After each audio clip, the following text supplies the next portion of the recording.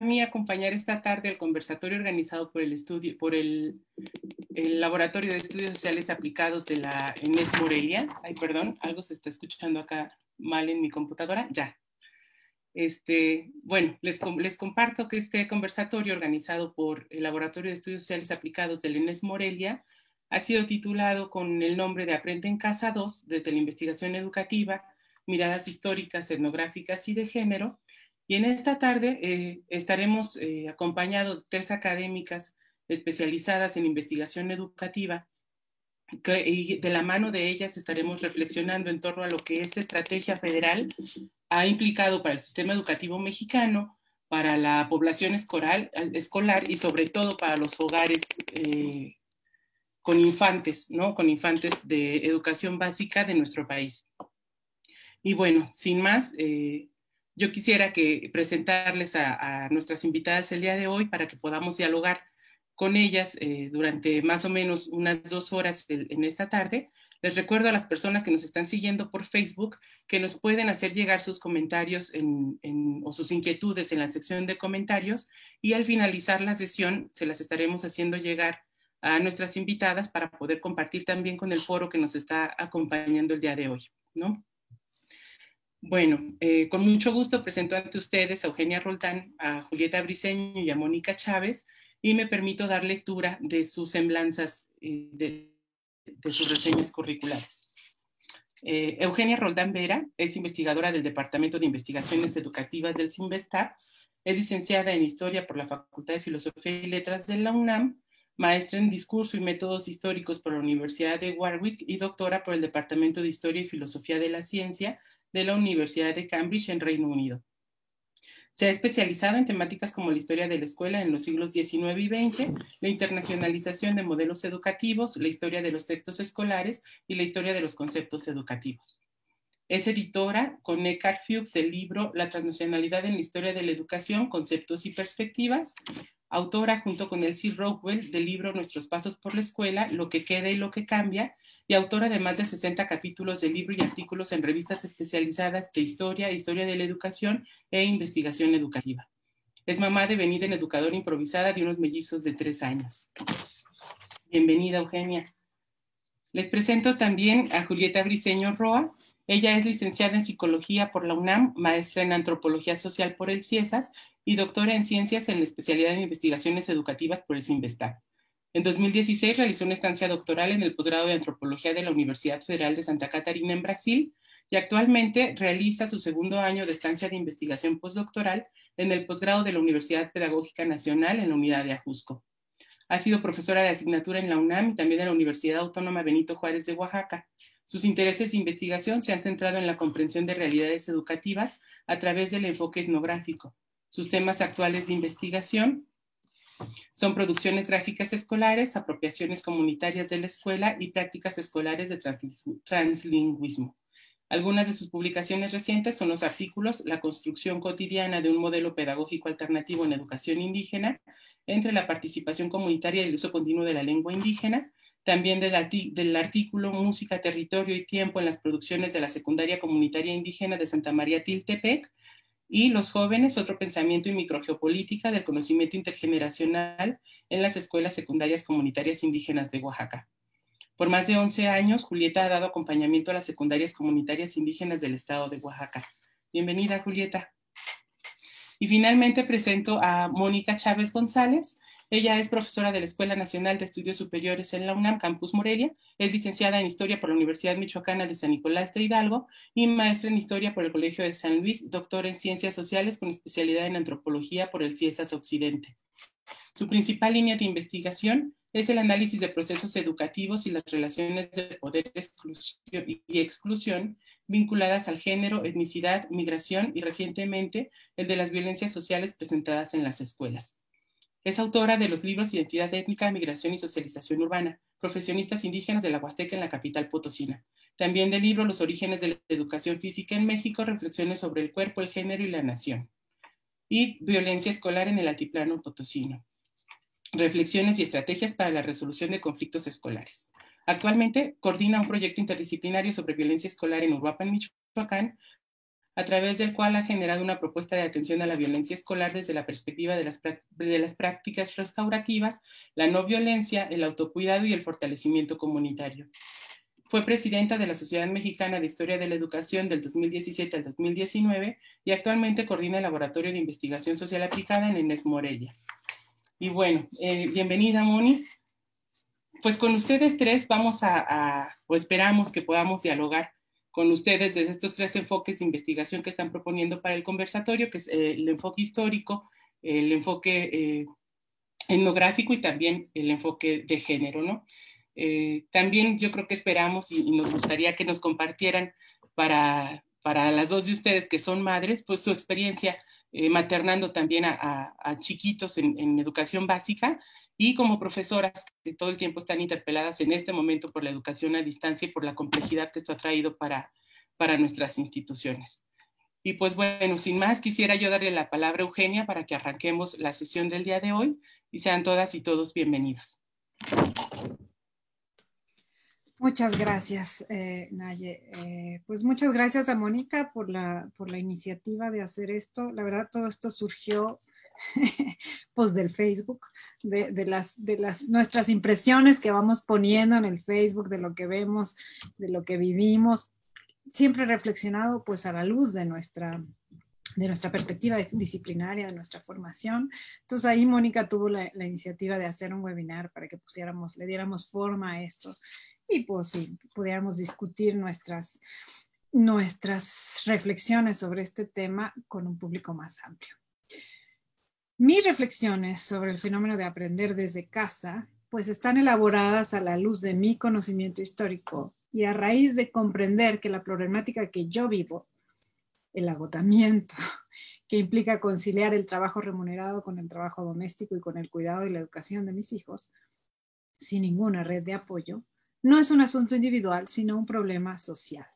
De lo que quiero hablar es de cómo la enseñanza en el confinamiento ha transformado profundamente algo que es lo que me interesa, por lo que me interesa empezar, el arreglo de lo que conocíamos como lo público y lo privado en educación. Seré un poquitín provocadora, un poquitín contundente, pero bueno, es para empezar. El confinamiento ha trastocado totalmente, como dije, lo que entendíamos al menos en los últimos 150 años por educación pública. Es decir, la educación que se recibe en un ambiente separado y distinto del doméstico.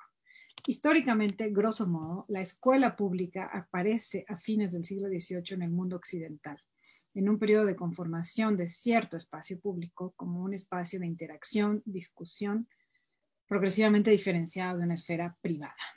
En el mundo hispanoamericano, lo que se denominaba escuela pública a principios del siglo XIX no era una escuela sostenida por el Estado, sino una escuela que, sostenida por particulares, congregaciones religiosas, asociaciones filantrópicas o gobiernos municipales, sacaba la educación del espacio doméstico, donde tradicionalmente los instructores enseñaban a los hijos de las familias pudientes, y la trasladaba a un espacio público, visible y colectivo, que no era un internado, ¿no?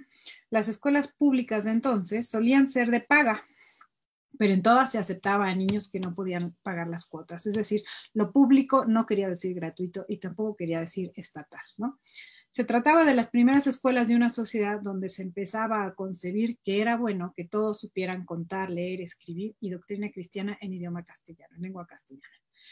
Era una escuela del pueblo abierta al ojo del público, ¿no? Es decir, no era un internado, como dije, y el aprendizaje de los estudiantes se verificaba en exámenes públicos a los que asistían funcionarios locales, madres, padres y cualquier interesado.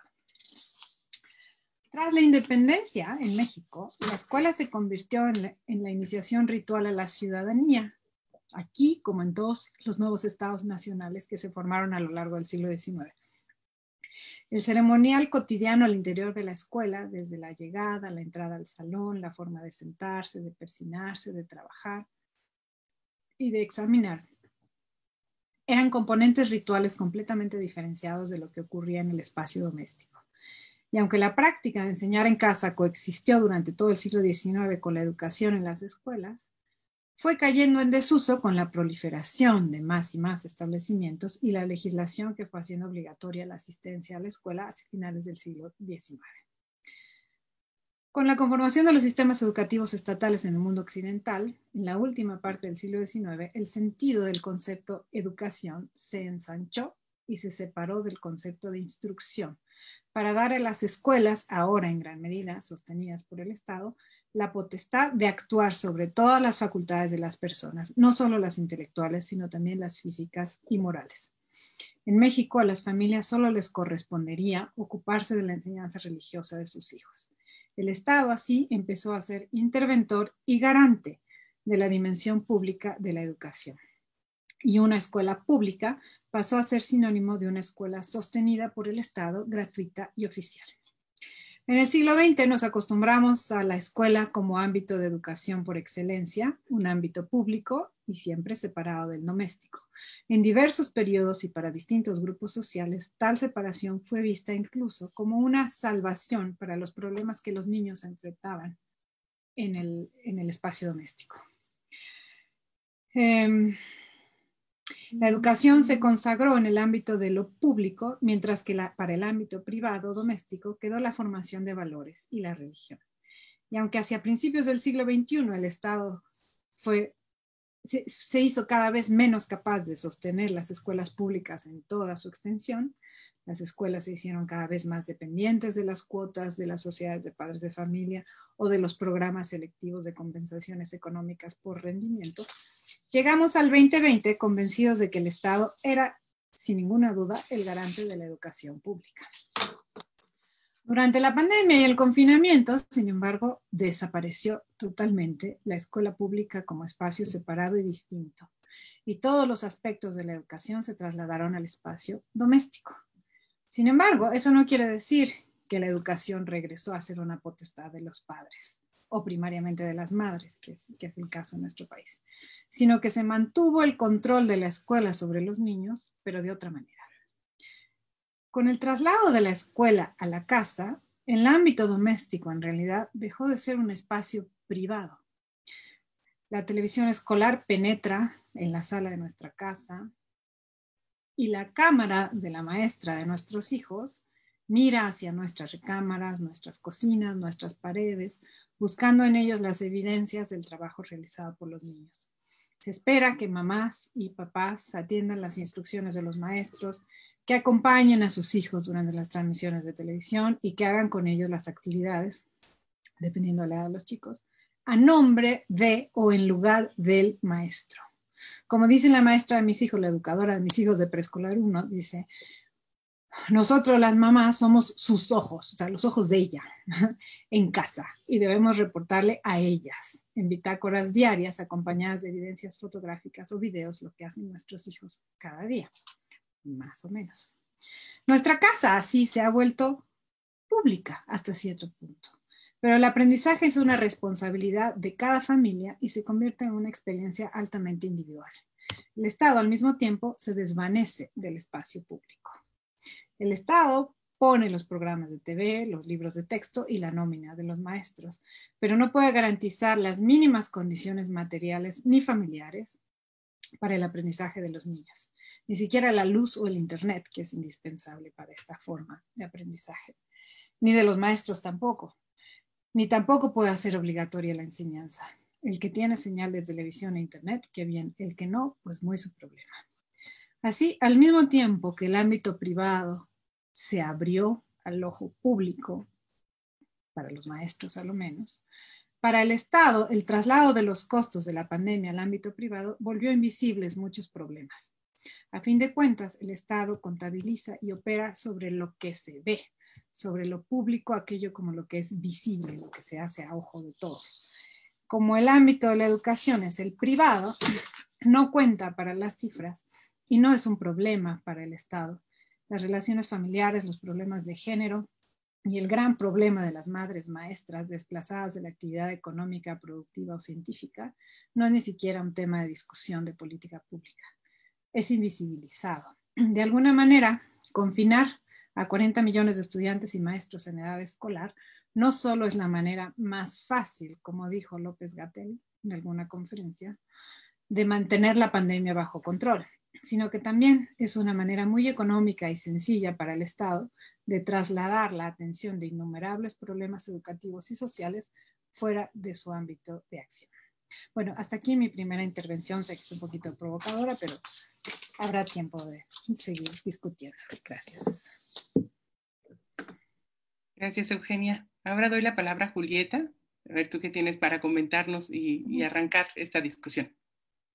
Hola, buenas tardes a todas y todos que nos están acompañando en Facebook. Aquí no veo, pero bueno, les agradezco mucho. Y también, bueno, Mónica, por empujar esta actividad, que sí salió, como dice Eugenia, de lo que hemos puesto nosotras tres en nuestros muros, como muchas otras personas, como madres, como maestras, como investigadoras, han estado publicando sobre el desbordamiento de la educación a distancia. Entonces, bueno, voy aquí a compartirles algunas cosas. Poner en palabras el impacto que ha tenido la pandemia COVID-19 en nuestras vidas es imposible.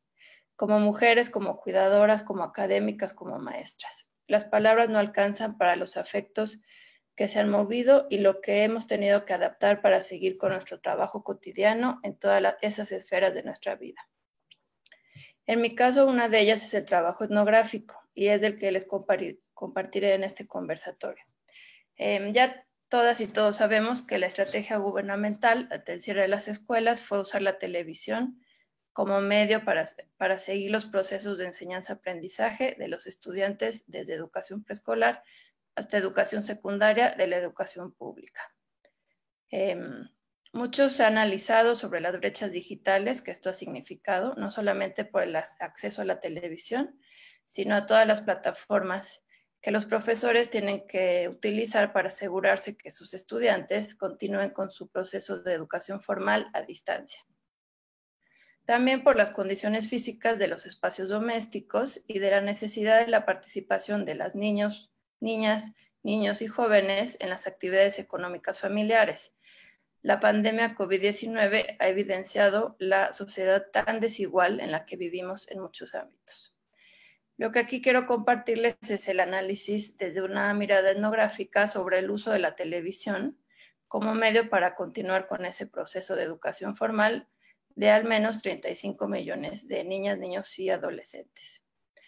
Para hacer esto, decidí un día que, al igual como hago mi trabajo etnográfico en las escuelas y dentro de las aulas, pues hacerlo como si yo fuera una estudiante. Entonces decidí sentarme frente a la televisión con las jornadas marcadas por la SEP, es decir, para primaria 2 horas y para secundaria 3 horas, sin hacer otra cosa más que como si yo estuviera tomando las clases y bueno, tomando mis notas etnográficas.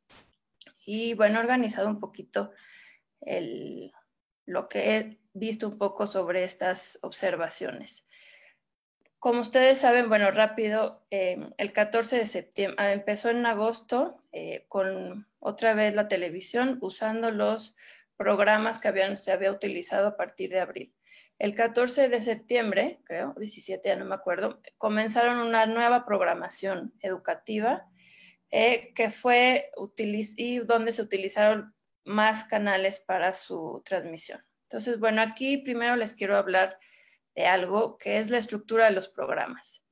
El contenido de los programas de la televisión está muy, y esa es la intención, vinculado con el plan y programa de estudios de educación básica y con los libros de texto. Es decir, lo que se dice en la tele está vinculado con el libro. Esta decisión ha resultado que los programas sean completamente fijos y poco flexibles. Día a día se repite la misma estructura. Presentación oral de un tema, sin recuperar ningún conocimiento anterior, usar videos de apoyo para estos contenidos de forma explicativa y al final plantear algunas preguntas de análisis o reflexión. Todo esto a una velocidad que no da tiempo de hacer nada, no da tiempo de apuntar, no da tiempo de pensar, vincular el conocimiento con alguna experiencia, nada, es esta estructura todo el tiempo. para mí un elemento importante de lo que he visto es la unidireccionalidad de la locución académica. Es decir, hay una maestra hablando. En algunas ocasiones, en el caso de primaria, hay un o una presentadora, ¿sí? En el caso de la primaria, el presentador hace de estudiante, es decir, el maestro se está dirigiendo hacia él, ¿sí? La locución hacia los televidentes, que son los estudiantes que estamos sentados en los sillones o en la mesa o donde tengamos la televisión, no existe. Digamos, no existe esta como direccionalidad hacia ellos. Otra cosa que me llamó atención de este tipo de direccionalidad de la locución es que hablan me llamó mucho la atención las primeras que vi sobre primaria, con un tono como si no entendiéramos. Este tono infantilizante de los presentadores de no están entendiendo y hay que hablarles con, bueno, un tono que ciertamente es cansado. En el caso de las secundarias, en la mayoría de las clases hay un maestro o una maestra, únicamente uno, ¿sí? En pocas hay dos. No hay presentador, creo que el otro día vi una clase de inglés y sí había. Y bueno, esto hace que todavía menos interacción haya, porque solamente está el maestro explicando. Esta decisión, para mí, que no haya interacción, significa que la dinámica no quede de otra más que sea expositiva y que sea apoyada por videos, por material de videos. ¿Cuál es el resultado de que sea expositiva? Que esté cargada de conceptos, fechas, hechos, definiciones. ¿Y qué tiene que hacer el estudiante? Como no da tiempo de escribir, pues memorizarlo. Entonces, a toda aquella discusión que se ha dado desde la investigación pedagógica, desde la investigación de la educación sobre hacer un conocimiento o un aprendizaje más significativo, no está presente. Les quiero contar en una clase de biología de primer año, el 5 de octubre, había 2 maestras y el tema era evolución. En media hora pasaron Darwin, nombres como Darwin, Lamarck, el archipiélago de Galápagos, conceptos como biogeografía, evolución, origen de las especies, extinción, neodarwinismo. De ahí pasaron a fósiles, sobre genéticas, sobre bacterias y terminaron hablando sobre antibióticos. ¿Qué hacían? ¿Por qué no funcionaban los antibióticos actualmente? Todo es uno que está acostumbrado a estar... me avisan del tiempo, por favor, que estoy aquí leyendo en la pantalla. Uno que esté como acostumbrado a las conferencias es agotador, se los digo, agotador estar escuchando sin poder hacer nada. Ante esto, ¿qué se espera del estudiante? Bueno, pues se queda que tiene que estar frente a la tele y escuchar, como si estuviera viendo la telenovela de las 4, nada más. No hay nada de pensamiento crítico, no hay nada de reflexión, no hay nada sobre el contexto, que ese es a lo que yo ahora quisiera, si me diera tiempo, ¿qué significa que no esté vinculado al contexto de los estudiantes? O sea, nos están dirigiéndose hacia un tipo de estudiante. La verdad no sé cuál, he intentado ponerme si soy un hombre joven de clase media, de ciudad, si la clase estuviera dirigida para mí, tampoco. No sé a quién está dirigido. No es claro hacia quién está dirigido los programas. Eso, en el siguiente hablaré sobre la invisibilización de la diversidad. O sea, no existe diversidad. No hay en este país ante estos programas que están dirigiendo la educación en estos tiempos. Y voy a detenerme aquí y luego le continúo con lo de los contextos y la diversidad. Gracias. Gracias, Julieta. Enseguida de Mónica retomamos esos hilos que ya han lanzado ustedes dos. Le doy la palabra a Moni. Adelante, Mónica. Muchísimas gracias, Naye, y bueno, pues muchísimas gracias también a Eugenia y a Julieta por compartir esta iniciativa que a todas nos mueve, ¿no? Bueno, pues para no comer más tiempo del que tengo pensado, pues me parece muy importante, o sea, retomar esto que ya comentaron ellas, ¿no? Y reflexionarlo a la luz de una perspectiva también de género. Y me parece que es muy importante, pues, simplemente señalar algo que ya muchas organizaciones académicas y mujeres han ya denunciado en otros espacios sobre las implicaciones que pues el confinamiento y la pandemia generó en la vida de millones de mujeres en todo el mundo, ¿no? Aquí en México, bueno, pues ya en marzo del 2020 se suspendieron las labores, ¿no? Educativas presenciales para convertirlas en pues una especie de educación virtual, ¿no? Que se llevaba ya a casa y tuvo varias implicaciones, ¿no? Como ya lo mencionó Eugenia, pues de entrada fue abandonar el espacio público para replegarnos al privado y esto por supuesto que modificó sustancialmente pues las dinámicas domésticas y de todas las familias, ¿no? Especialmente de las mujeres porque eran nosotros bueno, sigue siendo el ámbito como asociado cultural y social e históricamente hacia las mujeres, ¿no? Creo que son tres las implicaciones más fuertes, ¿no? De la pandemia en general. Ahorita voy a hablar de las implicaciones del Programa Federal de Aprende en Casa. Pero creo que solo para enunciar algunas de estas implicaciones, pues una de ellas tuvo que ver con la desestructuración espacio-temporal de la vida de millones de personas en el mundo, ¿no? Se rompieron las rutinas, los espacios se volvieron multifuncionales, ¿no? Se diluyeron los espacios propios y se resignificaron muchos de ellos, incluso como ya lo mencionó Eugenia, pues muchos espacios privados quedaron expuestos a través de las conexiones virtuales. Otra de las implicaciones, pues, es la sobrecarga de actividades cotidianas, ¿no? Que pues son la limpieza, la preparación de alimentos, el pago de servicios, la compra de alimentos, muchísimas otras cosas que pues nos generan una sobreexplotación, especialmente de las mujeres al interior de nuestras familias y una repartición inequitativa de estas actividades. Y por último, bueno, pues ya hemos hablado también mucho de las afectaciones psicoemocionales que se generan entre todos los miembros de las familias y por supuesto el incremento también de la violencia, ¿no? Al acotar los círculos de contacto y al generar una convivencia intensiva entre los miembros de la familia, pues hubo varias implicaciones, ¿no? Y bueno, ya de alguna manera quiero arrancar situando, ¿no?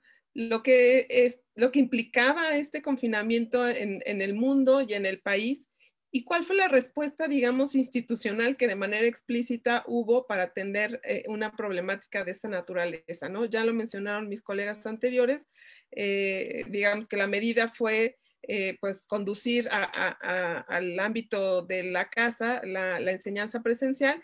Y bueno, para eso pues la SEP creó una plataforma, ¿no? Donde se generaron planeaciones semanales, donde se mostraban, digamos, todas las actividades, los videos, los libros de texto, la vinculación con los programas de televisión. Y en esta plataforma pues hay un rubro, ¿no? Que está incluyendo pues mensajes cotidianos hacia madres y padres, ¿no? Son mensajes, son videos cortos que están hechos por una psicóloga y terapeuta familiar. Hasta ahorita son 45 videos que pues es el espacio que digamos a nivel institucional se ha destinado para atender las problemáticas que esto genera en los ámbitos domésticos y en las relaciones familiares, ¿no? Estos videos, si uno los ve, pues son recordatorios de las medidas sanitarias que se tienen que seguir en casa. También son consejos prácticos para pasar el tiempo durante la cuarentena. También hay advertencias y consejos para atender la salud emocional de todos los miembros, especialmente de los niños. Y también hay consejos para atender los conflictos y las violencias familiares derivadas de la pandemia. Por ejemplo, algunos de estos videos se titulan Cosas divertidas que hacer en casa. Otro, cómo resolver los problemas de casa durante la cuarentena. Otro se llama Cuidado con excederse con el trabajo en casa o el home office. Otro, cómo entender y manejar situaciones agresivas. Y otro, atentos a la depresión de niños y niñas, ¿no? Con esto, bueno, pues es innegable que el programa federal de la SEP, Aprende en Casa, pues le está dando un valor singular, ¿no? Y merecido a la cuestión psicoemocional, ¿no? Que ya, como ya mencioné, pues es una de las cosas que más se han señalado, ¿no? Y bueno, me parece que varias voces ya lo han señalado, ¿no?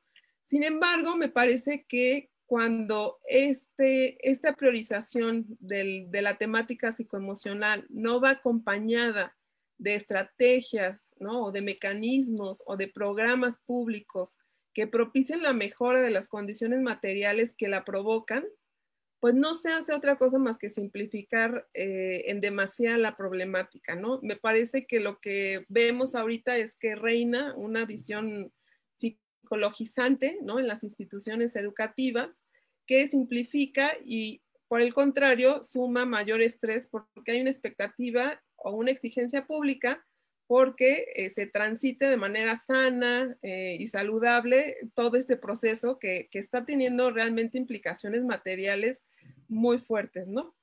Y bueno, ¿en quién recae la salud emocional de la familia? ¿Hacia quién están dirigidos principalmente estos videos y estos consejos? ¿Quiénes son las figuras que proveen de cuidados, ¿no? y de la salud emocional a todos los miembros de los hogares? Pues son las mujeres, ¿no? Cuando la SEP nos pide, ¿no? O nos aconseja que mantengamos rutinas en casa, que acondicionemos los espacios, ¿no? Que expresemos asertivamente nuestras emociones durante el confinamiento, que no nos excedamos en nuestras horas de trabajo frente a la computadora, como si fuera una cuestión de voluntad individual y no una exigencia patronal, porque además, pues, como en la escuela, el trabajo también se ha desestructurado en tiempo y espacio y ahora hasta tenemos que trabajar los fines de semana o a las 11 de la noche estamos recibiendo mensajes. O cuando también la SEP nos pide a las mujeres que contemos hasta 10 cuando tenemos una situación conflictiva en casa o que tengamos mayor paciencia, ¿no? Pues me parece que es una cuestión que simplifica, ¿no? No hay una sola política pública que apoye de alguna manera las condiciones laborales, ni económicas, ni las dinámicas familiares por las que estamos atravesando todas las familias, especialmente las mujeres, ¿no? Y todo se repliega al ámbito privado, ¿no? Al ámbito familiar, al ámbito de lo doméstico. Y yo hice un poco este ejercicio que mencionó ya Julieta, como para terminar, ¿no? De imaginarme cuál es el ideal de familia que está detrás de esta propuesta educativa de aprender en casa. Y me parece que en el caso, ¿no? Que pongo ahorita a discusión, creo que sí hay un ideal de familia que está detrás, ¿no? Es el de una familia que tiene las condiciones económicas favorables para poderse equipar tecnológicamente de entrada, ¿no? Y que además no solamente, bueno, la respuesta fue en todas las casas hay una televisión, sí, pero ahorita requerimos uno para cada miembro que está escolarizado y las familias pues no suelen tener en México un promedio de 2 a 3 hijos en zonas urbanas, ¿no? En rurales es claro que esto es diferente, ¿no? También una familia que pueda tener acceso a internet, ¿no?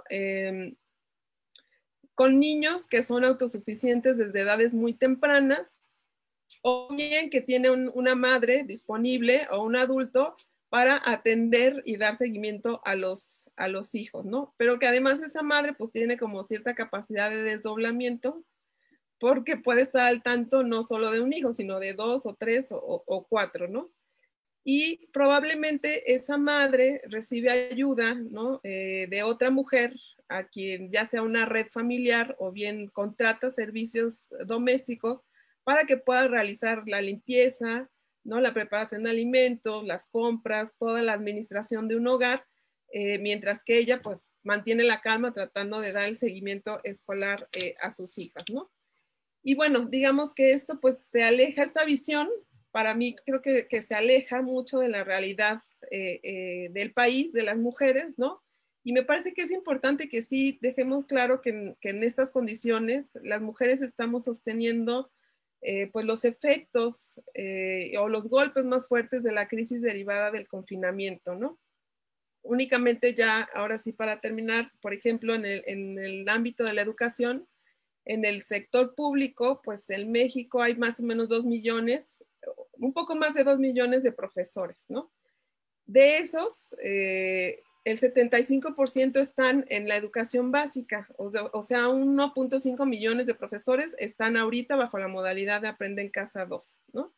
Y de esos, el 62% son mujeres. Es decir, estamos ante un gremio que está sumamente feminizado, y eso ya lo han documentado históricamente muchas colegas. Y es decir, estamos hablando más o menos de 930,000 mujeres que son docentes, y muchas de ellas son madres, ¿no? Y esto, pues si le sumamos toda la situación de las escuelas privadas, que es como una nebulosa en la que no tenemos muchos datos, pero bueno, lo que sabemos hasta ahorita es que aproximadamente son 184,000 maestros que están en escuelas privadas, ¿no? De esos, más de la mitad son mujeres. O sea, sí estamos hablando más de 1 millón de maestras que están sobreexigidas con esta dinámica pedagógica y que están en el sector educativo. Si uno va también a las cifras del sector salud, pues también ya se ha denunciado que el 70% del personal salud que están en el ámbito de la salud son mujeres, ¿no? Muchas de ellas no son médicas, sino sobre todo están en el ámbito de la enfermería, ¿no? O son personal administrativo o bien de limpieza. Y sigue siendo la primera línea también que está enfrentando los efectos de esta crisis, ¿no? Y bueno, en el sector económico me parece que ya es muy importante señalar que en México, pues 22 millones de mujeres tenemos empleo. De estas, pues 14 millones estamos en el empleo formal, afortunadamente, y otras 6.3 están en el empleo informal o en el autoempleo, ¿no? Y de esas, pues 5 millones más o menos se reportan como jefas de familia, es decir, que son sustento principal de sus hogares, ¿no? Digamos que por lo menos si uno ve el sector económico, de salud o educativo, las mujeres estamos teniendo un efecto muy importante, y pues no hay política pública que alcance a visibilizar y atender todas estas situaciones. Me gustaría dejarlo hasta aquí, por el momento. Muchas gracias, Mónica. Pues ahora, si están de acuerdo, podemos abrir un espacio donde podamos compartir más sobre estas ideas que ya han lanzado al interior del conversatorio. Creo que las tres han sido bastante provocadoras de las problemáticas, o sea, han puesto el dedo donde más duele, ¿no? En los hogares mexicanos y en las condiciones en las que está justo ahora el sistema educativo, ¿no? Y cómo estamos trabajando con infantes en este país. Entonces quisiera que de manera libre ustedes pudieran seguir con el conversatorio. Sí, Eugenia quiere hablar, adelante. Sí, una de las cosas de las que quería hablar, y tiene que ver con lo que señaló Mónica, es que no solo se ha trastocado la dimensión pública de lo educativo, sino también la dimensión colectiva que tiene la crianza de los hijos pequeños y no tan pequeños, ¿no? O sea, con el confinamiento, guarderías, abuelas, abuelos, empleadas domésticas, ¿no? Además de escuelas, talleres vespertinos, clases por la tarde, etc. Eso fue borrado, ¿no? De la existencia de miles de madres. Y históricamente la crianza de los niños pequeños, y no tan pequeños, o sea, la crianza como el cuidado, la alimentación de los hijos y su cuidado emocional, tal, históricamente no es un asunto de cada hogar. O sea, sí, la crianza de los hijos siempre fue un asunto colectivo, de familias extendidas, de muchas madres, ¿no? Los hijos eran atendidos por otras madres, por tías, por abuelas, por hermanas mayores. Y sí que con el advenimiento de la familia burguesa, el capitalismo, la urbanización, la planificación familiar, la crianza se fue haciendo cada vez más un asunto del ámbito familiar más pequeño, pero eso es algo muy reciente. Pero bueno, se fueron generando otras redes de apoyo, las guarderías, las estancias infantiles, ¿no? Las empleadas domésticas, las cuidadoras. Y eso con la pandemia, con el confinamiento, se borró de golpe. Es verdad que muchas mamás siguieron dependiendo de sus propias madres para el cuidado de sus hijos. Es verdad que muchas familias mantuvieron sus empleadas domésticas o después de un tiempo las volvieron a contratar. Pero La ausencia de guarderías, no, es un tema realmente grave. O sea, no hay guarderías ni para empleadas esenciales como son las enfermeras y esto, ¿no? O las mandaron a descansar o hay como se las puedan arreglar. En otros países se implementó servicio de guarderías para los empleados esenciales, las empleadas esenciales, pues, para las médicas, para las enfermeras, tal, aunque no hubo guarderías generalizadas. Pero el asunto de esto es que la crianza también es responsabilidad, o sea, es una cosa colectiva en la que también interviene el Estado. Las guarderías dejaron de ser un derecho, sí, lo siguen siendo, pues, pero en la Constitución no están definidas como un derecho de la madre trabajadora, así como no un derecho, como parte del derecho a la educación de los niños más pequeños. Porque, bueno, desde finales del siglo XX bueno, todo el énfasis sobre la estimulación temprana y tal, pues se le dio un valor educativo a la estimulación temprana. Entonces las guarderías dejaron de ser solo guarderías y se convirtieron también en centros educativos. Y eso está definido en la Constitución como parte del derecho de los niños más pequeños a la educación. Este gobierno casi lo borra del artículo 3, porque en la primera iniciativa de reforma al artículo 3 desaparecía la educación inicial. Luego lo reintegraron, pero con políticas como la abolición de o la extinción de las estancias infantiles, con la intención de dar el dinero directamente a las madres. O sea, esto es ejemplo de una política pública que fue por todas las desventajas que pudieran tener, era una política pública y se volvió una compensación, una transferencia monetaria directa, ¿no? Pasó de ser una política pública a ser una transferencia monetaria directa y con eso pues se perdió, ¿no? Parte de la provisión que tenía el Estado de garantizar el derecho a la educación, un derecho educativo de los niños más pequeños. Eso con el confinamiento se borró por completo y desapareció por completo del discurso público y de cualquier intento de política educativa, nada, nada. O sea, las guarderías del IMSS reabrieron y se habló como un muy platillo de la reapertura de las guarderías del IMSS, al menos en la Ciudad de México, desde julio, pero son guarderías que no reciben niños, solo va el personal, ¿no? Después me enteré. Entonces, bueno, como un ejemplo más de la ausencia total de por lo menos una sensibilidad de género en todo el asunto de la política del confinamiento.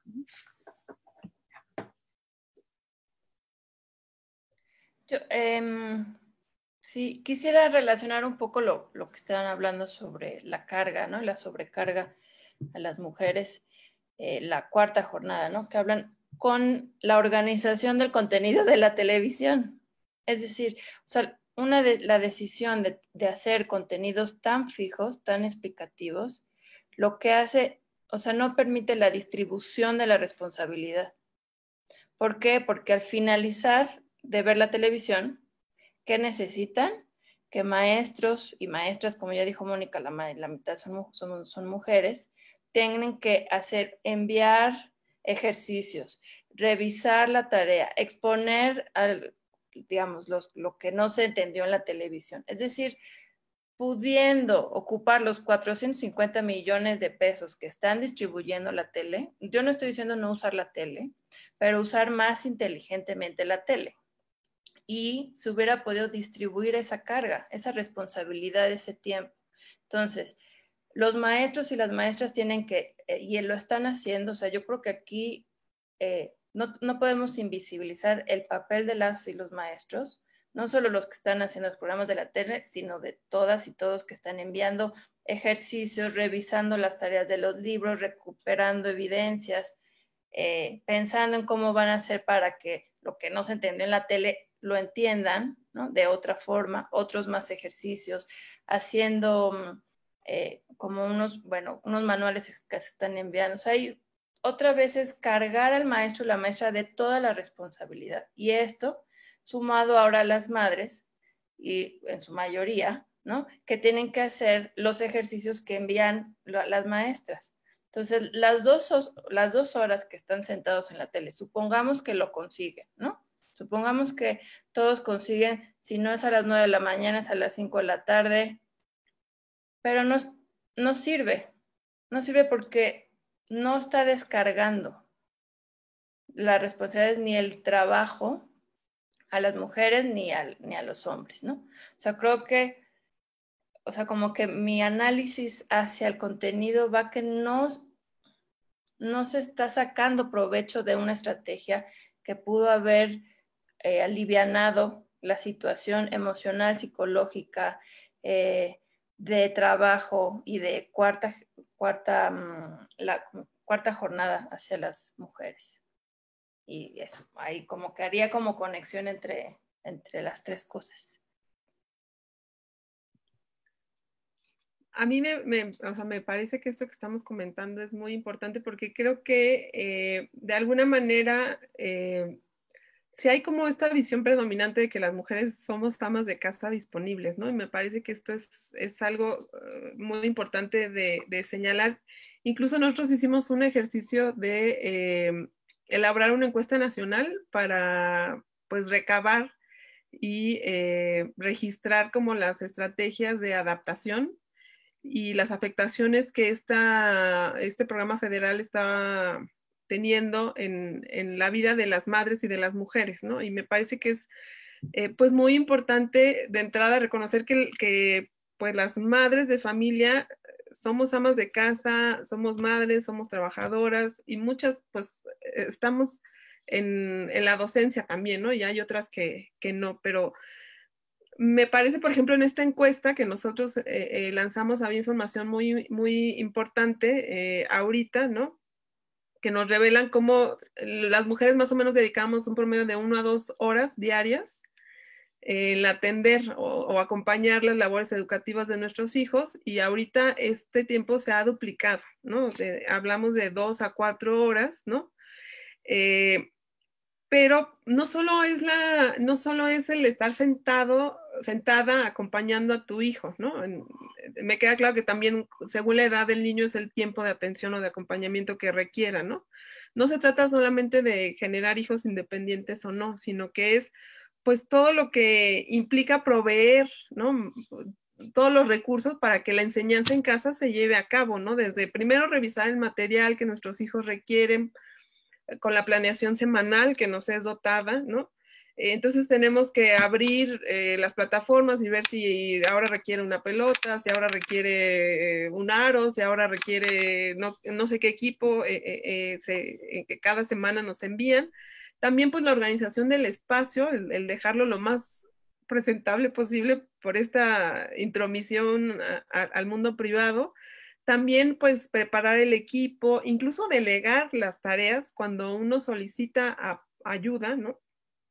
Que incluso la noción misma de ayuda ya está como cargada de esta perspectiva, ¿no? De género, pero cuando solicitas ayuda, por ejemplo, de algún familiar, ¿no? O de las abuelas, que son las que también ha sido un sector pues femenino muy, muy importante, que ha jugado un papel muy importante en el acompañamiento de los escolares, pues también hay una sobrecarga, ¿no? Hay un agotamiento que se deriva pues de la gestión no solamente del hogar, sino también de la gestión de todo el proceso de aprendizaje, ¿no? Incluso estar subiendo las evidencias, familiarizarnos con la tecnología, ¿no? Con muchas de estas plataformas o dispositivos a los cuales no estábamos familiarizados, ¿no? Entonces, creo que esto es muy importante también considerarlo, ¿no?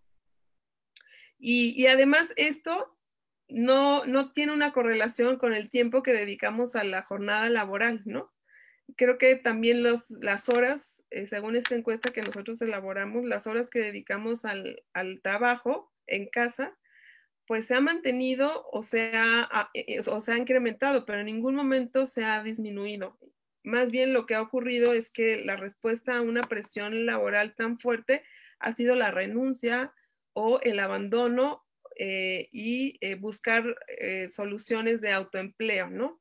Entonces, con esto, pues el empleo informal en los últimos meses, en el caso de las mujeres, ha incrementado considerablemente, ¿no? Entonces, hay mujeres que decidieron renunciar por no poder lidiar con estas tensiones entre las labores domésticas y las exigencias educativas y la crisis económica, ¿no? y pues han buscado formas alternativas, que esto me parece que también es muy importante señalarlo, ¿no? Además de, como ya lo mencioné, la presencia cada vez más fuerte de las abuelas, ¿no? Como la segunda red de apoyo para el caso de muchas mujeres en este país. Muchas gracias, Mónica. Quisiera comentar alguna de las otras compañeras. Puedo irles pasando algunos comentarios del público que me parecen pertinentes. Creo que algo que es interesante y que están poniendo aquí en el espacio de comentarios es hablar también sobre la presión que reciben los docentes por parte de las instituciones, ¿no? No solamente esto que ya nos compartía Julieta, que es dar seguimiento, hacer las planeaciones, estar al pendiente de los niños y hacer de verdad acrobacias para tratar de garantizar que los contenidos se fijen en sus estudiantes, es además, ¿no?, muy problemático la presión que están recibiendo de las instituciones para que cumplan o para que se cumpla pues sí, con el plan escolar, ¿no? Algo, no sé si quieran comentar algo al respecto y les paso otro comentario. Sí, Eugenia, adelante. Bueno, en mi experiencia, mi experiencia es personal y ni modo, aquí estamos hablando de cuestiones personales que consideramos que son públicas, ¿no? Que son sociales, no son solo personales. Bueno, mi experiencia personal con mis hijos están en un CAI, o Centro de Atención Infantil de la SEP, para hijos de empleados de la SEP. Entonces, la mayoría de los niños son hijos de maestros y maestras. Y a pesar de que son hijos de maestros y maestras, en la educación de los niños, en las clases, en las reuniones con la maestra, siempre son solo las madres las que están, nunca son los padres. A pesar de que casi en todos los casos son parejas de maestro-maestra, que los dos trabajan, los dos tienen una carga horaria muy semejante, son las mamás las que están, son las maestras. Y lo que yo he visto es que pues todos los maestros, empezando por la directora, que antes era una persona muy acartonada, muy formal, ya a punto de jubilarse, pues a todos se les ha revolucionado la vida y han tenido que empezar a aprender pues todo eso que ya dijeron, a manejar las plataformas, a manejar el Zoom, a comprarse licencias del Zoom, a hacer videos, a hacer títeres otra vez en su casa, aprender a usar el TikTok y todo. O sea, es un proceso de aprendizaje súper fuerte para ellos. O sea, no solo para los padres y las madres, que ahora tenemos que volver a hacer todo el kinder, toda la primaria, toda la secundaria con nuestros hijos, no solo hacerla, sino enseñarles a nuestros hijos. Sino para los maestros también ha significado, los maestros y las autoridades de cada plantel, reinventarse, ¿no? Como docentes. Y ahí lo que yo he visto es que las relaciones entre docentes, directivos, padres y madres se han transformado también, y con los niños también, por supuesto, se han transformado. Finalmente, ahora las juntas que tenemos con las maestras, en vez de informarnos, de hacer el diagnóstico de los niños, nosotros presentarles una problemática, pues son muchísimo más horizontales, porque todos estamos enfrentando problemas parecidos, ¿no? Finalmente los padres son todos docentes, bueno, yo también, aunque en posgrado, bueno, de otro tipo, pero todos los padres son también maestros, todos están enfrentando a todo lo que implica educar a sus hijos desde casa, que es completamente diferente al ambiente escolar, ¿no? Por todas las razones que ya lo dije. Y lo que hemos empezado a hacer es eso, construir redes de apoyo diferentes entre los mismos padres y con los maestros, pues de una manera pues más colaborativa, la verdad, porque finalmente el aprendizaje es una acción. No es que nosotros somos los ojos de los maestros, no, nosotros estamos ahí al pie del cañón, claro, depende de la edad del niño y dependiendo del nivel de involucramiento de los padres y tal, pero pues estamos como pues todos juntos, ¿no? Cada quien desde donde puede, no quiero decir colaboración, porque colaboración es una palabra muy bonita y muy armónica, pero bueno, no, estamos todos juntos ahí metidos en el asunto que es la educación de los niños, ¿no? Y pues es que todo se ha transformado y a lo mejor lo que tenemos que hacer es empezar a sacarle un poco de más jugo a estas nuevas relaciones que se van construyendo en torno a los ambientes educativos. Yo quisiera hablar un poquito solo de la presión, o sea, de institucional. Yo creo que lo que está evidenciando la presión por las evidencias, o sea, mostrar que los estudiantes están aprendiendo, está evidenciando la sobrecarga de contenidos que tiene el plan de estudios, el plan y programa. Es decir, que era lo que yo iba a hablar siguiendo, es impresionante la parcelarización del conocimiento. Entonces, español tiene muchos contenidos, matemáticas tiene muchos contenidos, y cada sesión en la tele, porque así está en el plan y programa, tiene un aprendizaje esperado. Ese aprendizaje esperado está completamente desvinculado de las otras 4 materias o 5 que tiene. Entonces, los maestros tienen que subir evidencias, bueno, y las madres y padres tienen que enviarlas, ¿no? Y los maestros tienen que evidenciar que sus estudiantes están aprendiendo de esas miles, voy a decir, contenidos que tienen que aprender en una semana. Y eso, si lo vamos multiplicando, porque esto al parecer no va a parar hasta junio, es demasiada, es una carga. Y lo que está mostrando es la burocratización de la educación de la que se ha venido hablando desde antes de la reforma de 2013. Es decir, el maestro cada vez tiene más carga burocrática y no se le quita carga frente a grupo. Estoy hablando de maestros de primaria y de secundaria. Entonces, no solamente la pandemia y la educación a distancia está evidenciando la desigualdad social, sino está evidenciando muchas críticas que se le ha hecho a la organización del sistema educativo nacional, como desaparición de disciplinas, como aumento, estos todavía aumentaron en 2019, creo, más horas de educación cívica y ética, volvieron a quitar horas a geografía en el caso de secundaria. Entonces, o sea, hay mucho por donde verle y todo se está cargando. Quiero hacer hincapié en lo de los maestros, porque así pasó en 2013 en la reforma. Todo el peso se fue hacia los maestros. Hay mala educación, son los maestros y las maestras, ¿no? Ahorita se están gastando millones de pesos, pero toda la carga va para el maestro y la maestra. Es decir, el que está sosteniendo, yo, o sea, no quiero quitar el peso también a las madres y padres que están, ¿no? Pero digamos, el que está ahí pues de intermediario entre las presiones es el maestro y la maestra. Y lo que me parece absurdo es que haya tanto gasto estatal, porque es mucho gasto lo que se está pagando a las televisoras, por hacer Aprende en Casa 2, y que no esté solucionando. No va a solucionar los problemas estructurales de este país, pero pudo haber hecho algo didácticamente o pedagógicamente construido de una forma que alivianara lo que nos está pasando a todas y a todos en nuestras casas. Y no aprovecharon, no lo aprovecharon. Ya. Gracias, Julieta. ¿Quisieras hacer algún comentario, Mónica? Y enseguida, Eugenia, ¿estabas levantando la mano? Sí, ok, y enseguida Eugenia. Y ahorita les paso otro comentario de nuestro foro.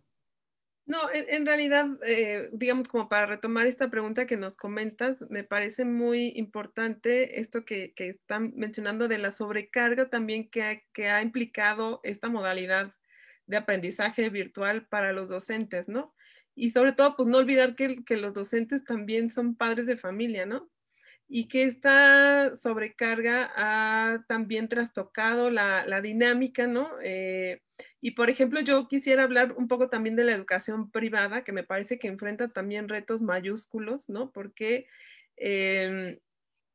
pues, si bien es cierto que muchas escuelas recortaron el personal automáticamente por la crisis derivada, ¿no? Cada vez hubo mayores familias que tuvieron dificultades económicas para seguir pagando colegiaturas, y las respuestas de las escuelas, pues, fueron de alguna manera adaptarse también a esto, ¿no? Pero me parece que también, por ejemplo, en muchas escuelas privadas hubo hay como una necesidad de hacer evidente el trabajo que los docentes están haciendo para poder justificar de alguna manera el cobro de colegiaturas, ¿no? Y de alguna manera esto también nos ha puesto en una sobrecarga de trabajo, no solo a los padres y a los niños, ¿no? Sino también a los docentes que están trabajando en estas instituciones, porque de alguna manera pues hay que justificar que se están llevando a cabo las actividades pedagógicas, ¿no? Hay un sueldo que debe de pagarse, ¿no? Y a mí me parece que ahorita en estos momentos es muy necesario reconocer que es un escenario nuevo que a todos nos ha interpelado y que nos ha colocado en lugares que no teníamos previstos, ¿no? Y para el aprendizaje virtual me parece que es fundamental pues reconocer que hay una condición que es necesaria para que se pueda dar, que es la disposición, ¿no? Y incluso la disposición para aprender bajo esta modalidad, ¿no? Que es algo que no existe porque nos vimos forzados, muchos de los docentes, a hacerlo sin ni siquiera tener una convicción de los impactos pedagógicos que esto realmente tiene. Entonces tiene que haber una disposición hacia el aprendizaje y tiene que haber también una autonomía y pues una habilidad de autogestión muy fuerte, ¿no? Esto que le llaman el trabajo de aula invertida, ¿no? En donde ya el alumno pues es quien se gestiona los tiempos, los espacios y hace sus propias búsquedas, ¿no? Me parece que esto pues está lejos realmente de conseguirse en las escuelas actuales públicas y bajo esta modalidad que llegó con presión, que llegó como algo que todos estamos de acuerdo, ¿no? En que de alguna manera tenía que llevarse a cabo. Pero pues esto a veces creo que es necesario que nos lleve a reflexionar, pues primero en la necesidad de acotar ya los contenidos, como ya lo mencionaba Julieta, pero también en la necesidad de generar espacios de diálogo y donde se puedan escuchar las afectaciones que esto está teniendo. A mí si algo me ha sorprendido es que la propuesta de Aprende en Casa no se planeó con la voz, ¿no? De los docentes, quienes de marzo a junio implementaron algunas estrategias que pudieron ser útiles, ¿no? Que sí fueron útiles, pero no se planeó con la inteligencia y con el sentir y el pensar y la experiencia acumulada de los docentes durante este tiempo de encierro, y tampoco se planeó con la experiencia que como padres tuvimos en estos meses, ¿no? O sea, estos meses generaron una experiencia que creo que pudo haberse, pues digamos, rescatado y reincorporado a un proceso, a una política que tuviera un aterrizaje realmente, pues, nacional. Y que incluso ahorita, ya que llevamos casi 2 meses, ¿no? de este nuevo ciclo escolar, pues valdría la pena estar abriendo estos procesos de reflexión colectiva para ver cuáles son realmente los efectos, ¿no? Y espacios donde reflexionen los docentes que están ahí y donde también hablen los maestros, los padres de familia y sobre todo los niños, que creo que es todavía una voz más acallada, ¿no? Y nadie les ha preguntado cómo les ha ido y qué es lo que piensan y cómo se sienten con esto, ¿no? Más allá de estrategias que me parecen también muy simplistas de atender la salud emocional únicamente con videos o con sesiones que les preguntan cómo están, cómo se sienten, cómo están, cómo se sienten, como si todo se tratara de eso, ¿no?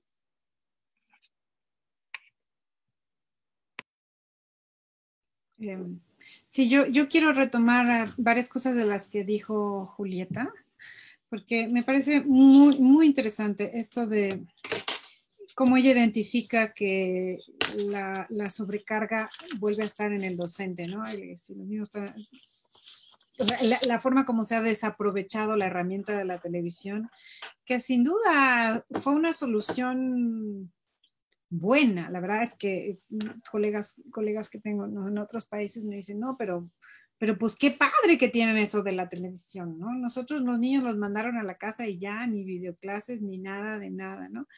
No, y también coincido en que fue una opción sumamente desaprovechada. Lo que yo conozco, porque lo veo todos los días, son los contenidos de preescolar. Y los veo desde marzo, porque aunque mis hijos están en maternal 2 en marzo, los mandaron a ver los de Aprende en Casa de preescolar. Y lo que me llamaba la atención muchísimo en Aprende en Casa 1 era la ausencia total de docentes. Había una actriz que era la presentadora de los videos. Eran solo videos recopilados de aquí, de allá y de más allá, y una actriz con una escenografía atrás, ¿no? De una escuela, porque con la cual la actriz ni interactuaba, ¿no? La actriz nada más decía, ay, qué divertido, ¿vieron esto? No sé. Un monigote que es el ajolisto que les enseña todos los días cómo lavarse las manos, con el cual tampoco había ninguna interacción, nada de títeres, o sea, yo me acordaba, pues no, cuando yo era niña, el tío Gamboín era más interesante, ¿no? O los Muppets, o Plaza Sésamo, cosas tan básicas como la interacción de un adulto con un títere, con algo que haga, totalmente ausente, ¿no? Una actriz que presentaba videos. Se entiende que fue muy improvisado, que es lo que se pudo hacer, que lo que sea, y muchos de los videos eran muy buenos. Bueno, Aprende en Casa 2, preescolar, mejoró sustancialmente con respecto a Aprende en Casa 1, porque trajeron a una educadora. Entonces ahora está la actriz y la educadora, son 3 educadoras por lo menos, una cada semana, y se van rotando. Y son educadoras de verdad, ¿no? Y hacen ahí lo que harían con sus niños. Y a diferencia de lo que cuenta Julieta para primaria, sí se están dirigiendo a los niños todo el tiempo, ¿no? Y mis chicos, mis niños, sí responden, sí se involucran, sí prestan atención.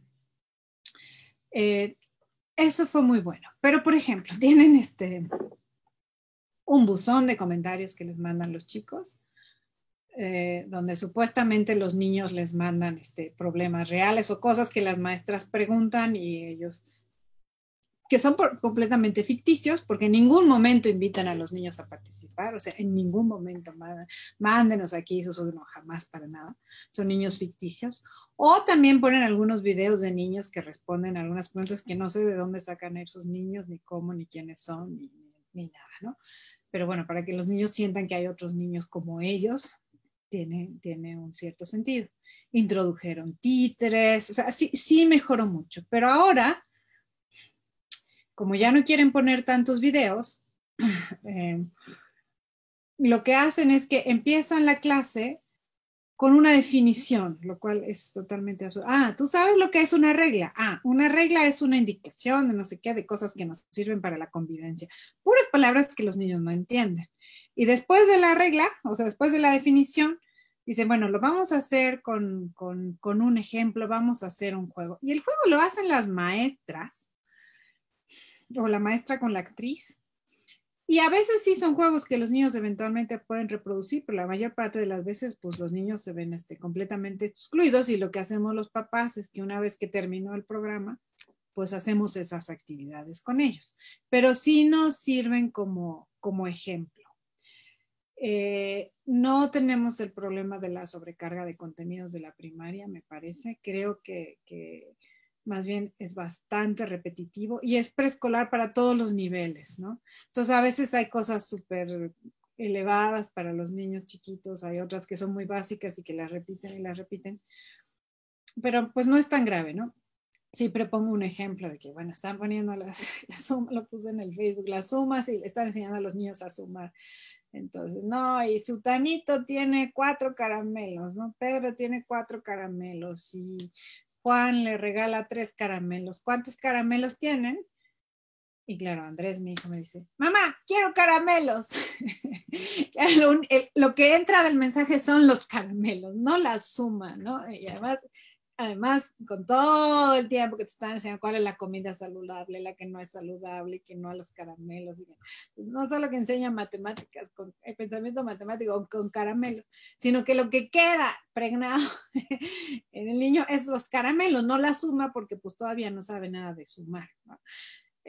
Bueno, pero esos son de los asegúnes de Aprende en Casa. Insisto, en el caso del preescolar sí son un apoyo para los padres, sí son una vía de entrada, al menos a mí sí me han servido como una vía de entrada. Pero también tenemos otra cosa, que es la total desconexión del contexto. Eso pasa siempre, ¿no?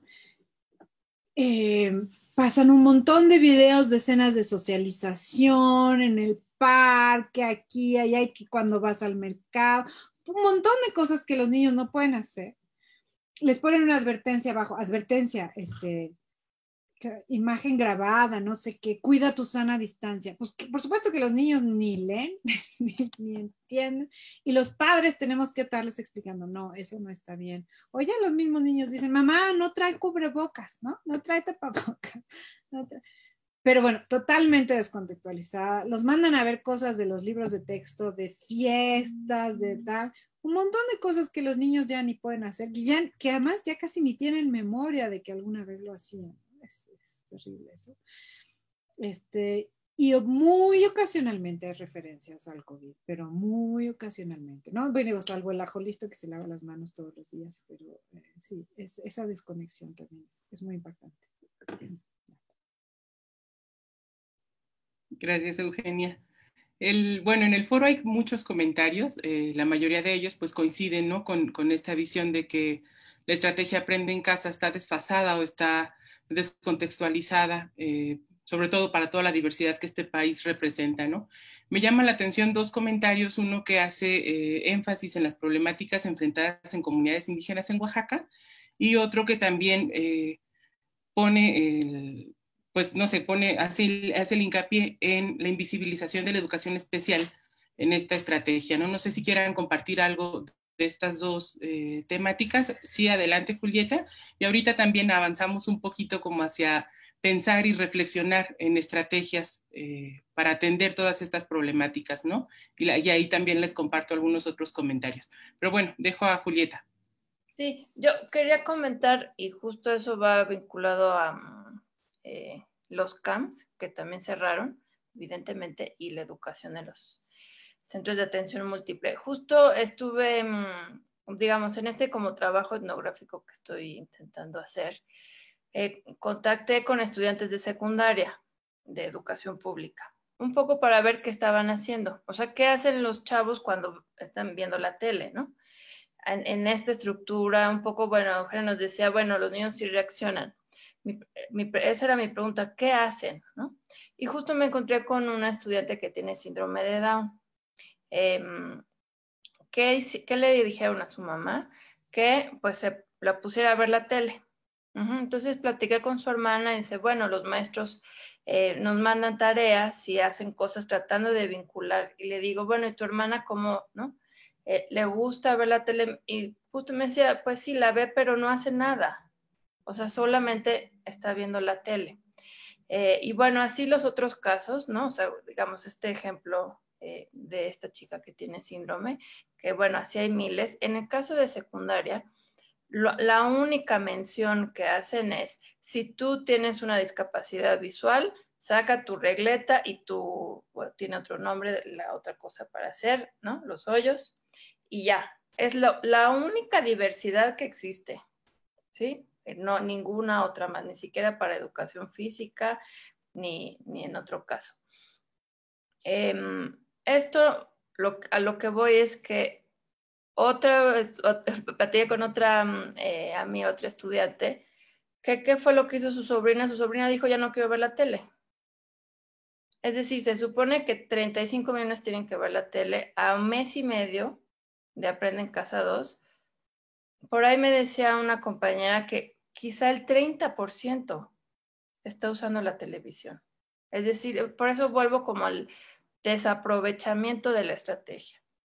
Y con respecto a las comunidades indígenas, que ese es otro tema, porque no hay, donde yo trabajo, de las comunidades con las que yo he acompañado, no hay televisión. O sea, no hay televisión, no hay internet, no hay... ¿Y qué están haciendo los maestros? Están yendo cada 15 días a llevarles tarea a los chavos de secundaria. Y así, otra vez es la carga sobre el maestro y sobre la maestra, ¿no? Y eso fue por decisión comunitaria. Seguramente varía entre comunidad y comunidad, ¿no? Porque deciden quién entra y quién no entra. Pero bueno, eso es harina de otro costal. Y claro, si alguien de comunidad viera la tele, o sea, por eso les decía o sea, ojalá después tenga tiempo de por qué digo que no sé a quién está dirigido. Es que ni siquiera, o sea, es un mexicano que no sé quién es. Bueno, ya eso era todo.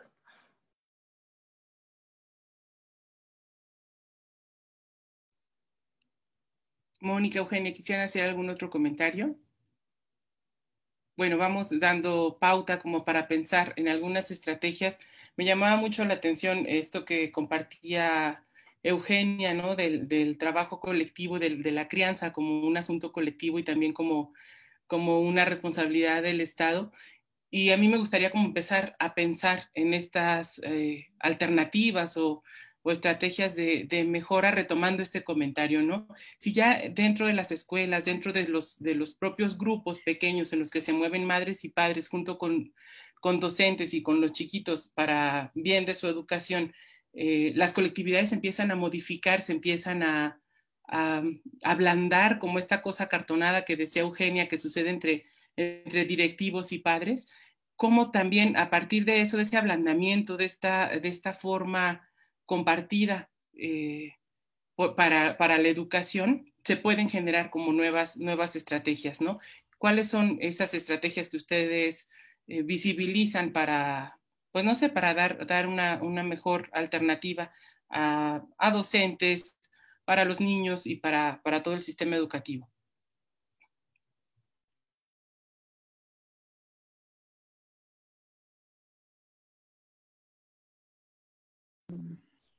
A mí,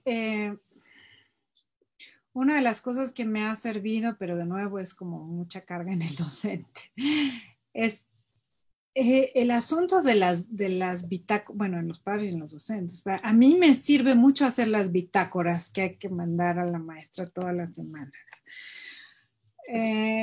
Son engorrosas, son pesadas y por supuesto las hacen las mamás.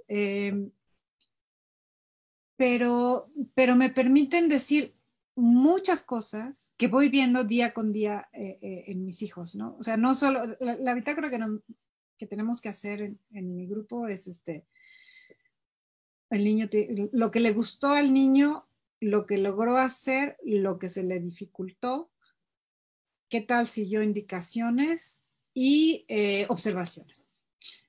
Entonces, bueno, más allá, fuera de que algunos maestros padres estaban muy al principio, no sabían qué poner, no sabían qué poner en las observaciones y le pedían a la maestra, díganos como una frase hecha para que nosotros lo llenemos y ya.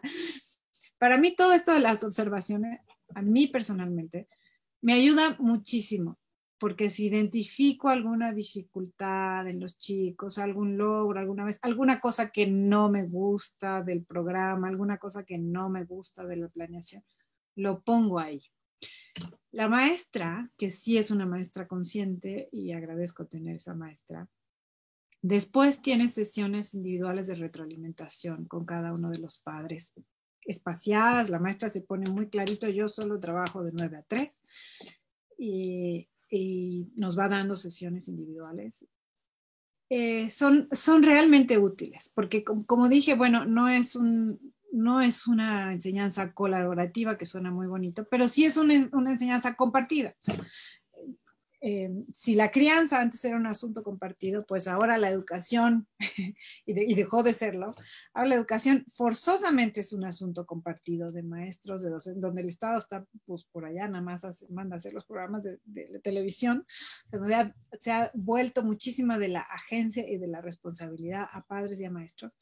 Pero esa comunicación directa con los maestros, en un sentido, pues, como dije, mucho más de uno a uno y mucho más lineal, ¿no? A sabiendas que las dos estamos enfrentando problemas parecidos. Es sumamente útil, ¿no? Para mí esa comunicación es realmente buena. Por ahí empiezo.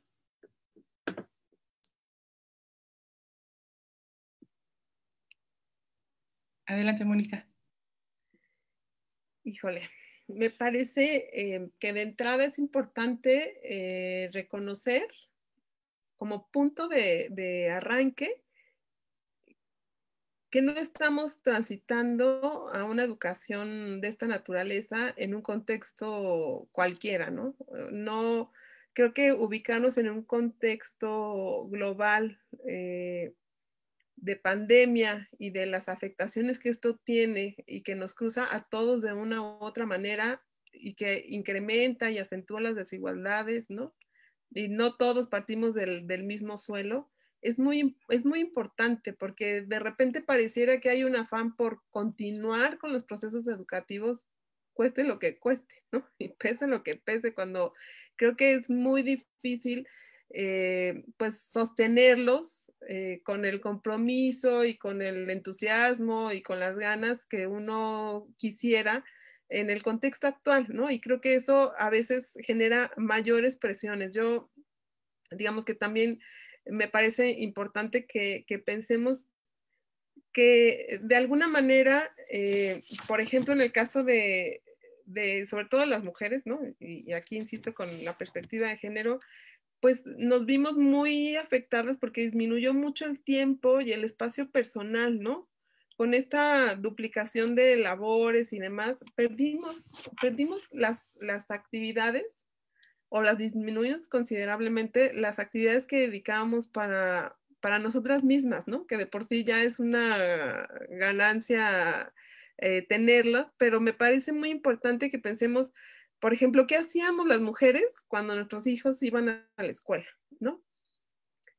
Muchas trabajábamos, o sea, se empalmaba el horario productivo con el horario escolar y eso nos permitía pues tener ingresos, ¿no? Otras pues hacíamos labores domésticas, otras hacían compras, pagos, otras incluso hacían ejercicios, ¿no? Caminaban, pero lo que sí es cierto es que implicaba una descarga mental de la difícil y bueno, no quiero decir que no sea fructífera, ¿no? Pero sí implicaba una descarga mental de la difícil labor de crianza. O sea, de alguna manera es esto que mencionaba ya Eugenia, ¿no? Y yo creo que lo que ahorita hemos aprendido todos es que la escuela no solo es el espacio en donde se enseñan conocimientos académicos, era un espacio en donde se delegaban también las labores de cuidados, ¿no? Y eso me parece que es algo muy importante, ¿no? No es solamente la institución que enseña conocimientos, ¿no? Sino que es una institución que social y culturalmente pues nos permitía incluso organizar el tiempo y las dinámicas familiares, ¿no? Porque íbamos a los niños, llevábamos a los niños a la escuela, sabíamos cuánto tiempo teníamos, regresábamos por ellos, ¿no? Y organizaba nuestro tiempo y también organizaba nuestro desplazamiento espacial, ¿no? Además de que es un sector económico importante. Todo esto se ha ido diluyendo y me parece que es muy importante que de entrada recuperemos también esta función como social, ¿no? Cultural o histórica que la escuela tiene más allá de los contenidos académicos. No podemos solamente enfocarnos en esto como ya lo mencionaron, ¿no? Porque me parece que además pues lo que hemos acumulado en todos estos meses pues ha sido una sobrecarga, ¿no? Un agotamiento, ansiedad, a veces también satisfacción por lo logrado, porque hay sesiones que como docentes o como madres vemos que lo logramos hacer a pesar de la enseñanza en línea. Pero lo que sí es cierto es que también tanto maestros como niños, como docentes, como padres de familia y madres estamos agotadas, ¿no? Y esto genera también una hipersensibilidad o una irritabilidad, ¿no? Que hemos visto con estos videos que circulan ya en las redes sociales sobre la violencia que los docentes ejercen con sus alumnos en línea, pero también detrás de esa cámara, ¿no? Lo que vemos también, pues, es una violencia que se ha incrementado dentro de las familias, ¿no? Y creo que esto también es muy importante mencionarlo porque pareciera que los docentes también o las escuelas pensaron que los maestros podíamos tener las herramientas pedagógicas y la disposición y el amor suficiente como para poder acompañar pedagógicamente a nuestros hijos y no se trata de eso, ¿no? Son labores muy diferenciadas, ¿no? Y por más que tuviéramos las mujeres la voluntad de enseñar a nuestros hijos en casa, es diferente, son figuras y roles completamente diferentes, ¿no? Yo ahora soy más consciente de que el docente puede llevar a cabo muchas de las tareas de enseñanza y de regulación emocional, porque no es el vínculo emocional primario de los niños, ¿no? Y las madres sí lo somos, ¿no? Y es muy difícil desvincularnos de eso, ¿no? Es decir, hay enganches emocionales muchas veces con las resistencias de los hijos, ¿no? Y esto pues también ha sido muy difícil de poder lidiarlo y poder separarlo, ¿no?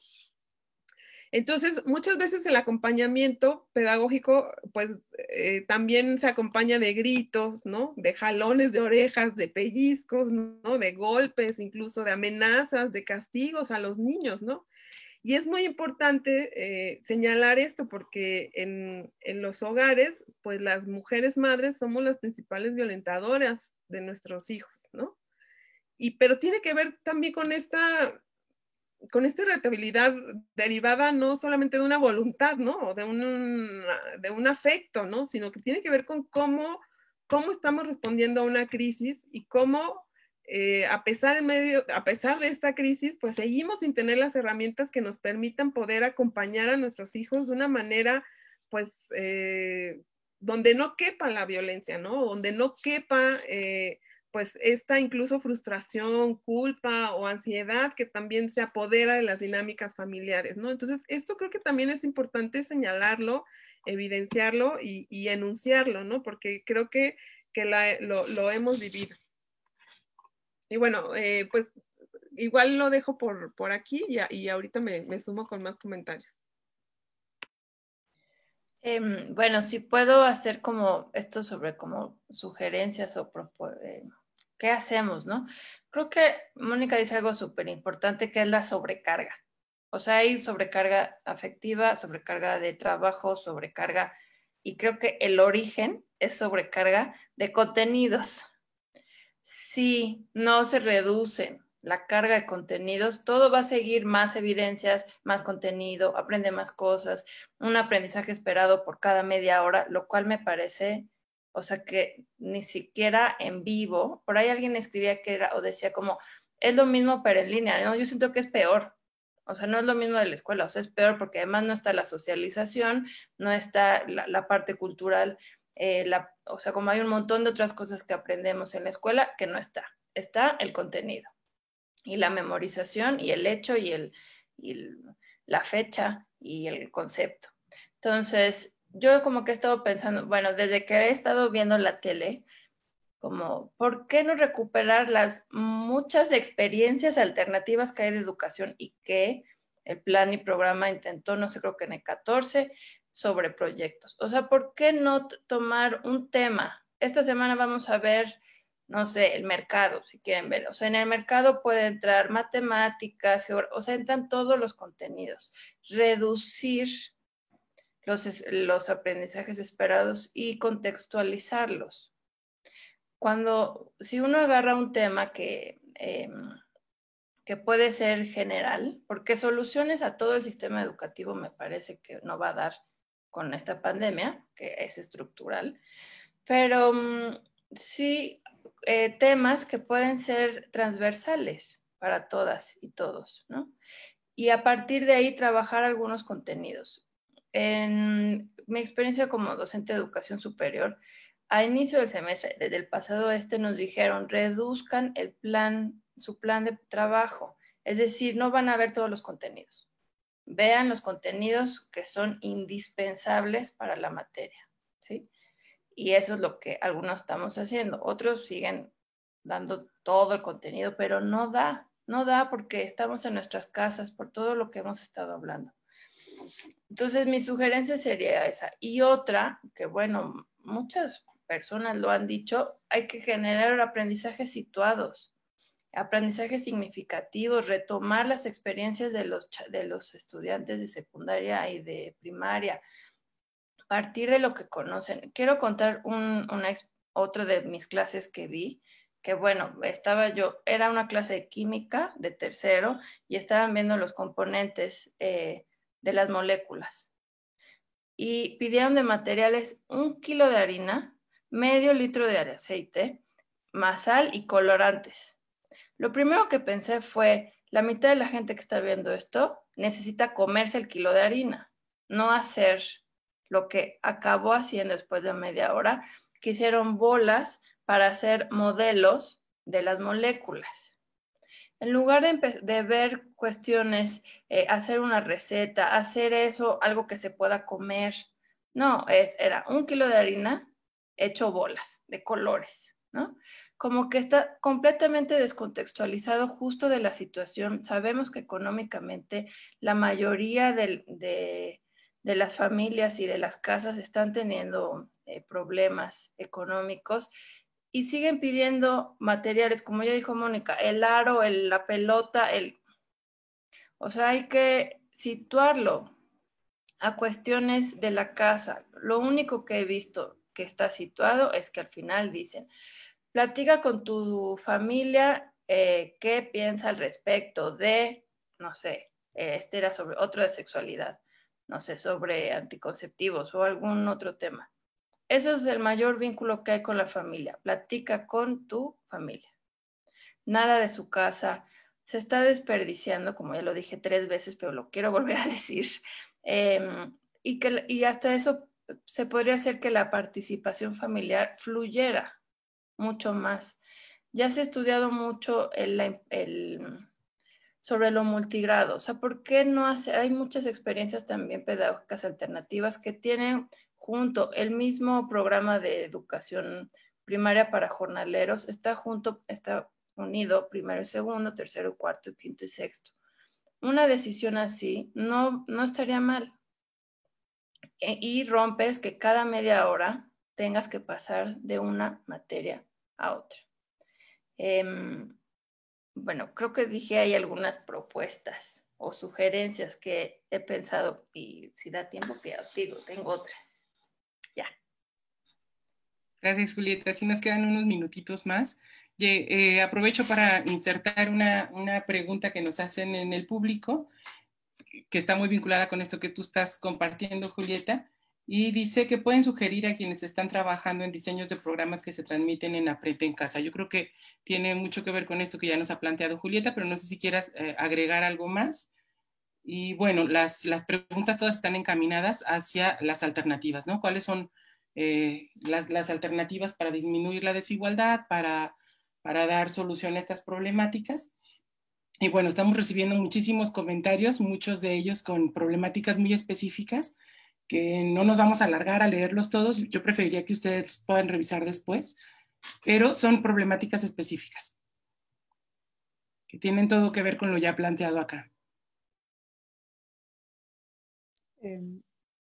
Yo quiero decir algo. Híjole, nosotras no somos consejeras, nosotras estamos como son poniendo, conceptualizando, tematizando y poniendo los puntos sobre las IES, sobre lo que vemos que está ocurriendo. Sí, hay cosas, cada quien tiene como sus experiencias, ¿no? Mónica tiene algunas experiencias de enseñanza de burbuja, que a lo mejor las puede comentar. Yo solo quisiera decir que